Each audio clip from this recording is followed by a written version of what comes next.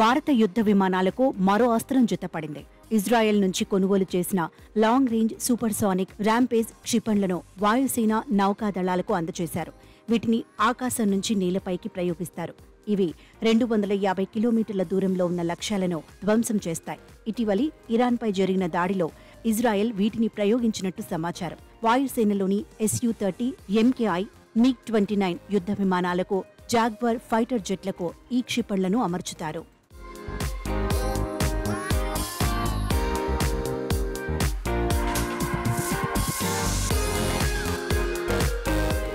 2020లో చైనాతో సరిహద్దు వివాదం తలెత్తడంతో రక్షణ మంత్రిత్వ శాఖ కల్పించిన ఎమర్జెన్సీ అధికారాలను ఉపయోగించుకుని సైన్యం ఈ క్షిపణులను కొనుగోలు చేసింది.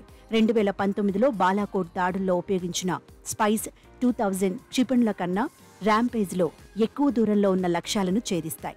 కాగా 15 రోజుల క్రితం అండమాన్ నికోబార్ దీవుల్లో రాక్స్ బాలిస్టిక్ మిసైళ్లను భారత్ విజయవంతంగా ప్రయోగించింది. మేక్ ఇన్ ఇండియాలో భాగంగా ర్యాంపేజ్లను స్వదేశంలోనే తయారు చేయాలని కూడా వాయుసేన భావిస్తోంది.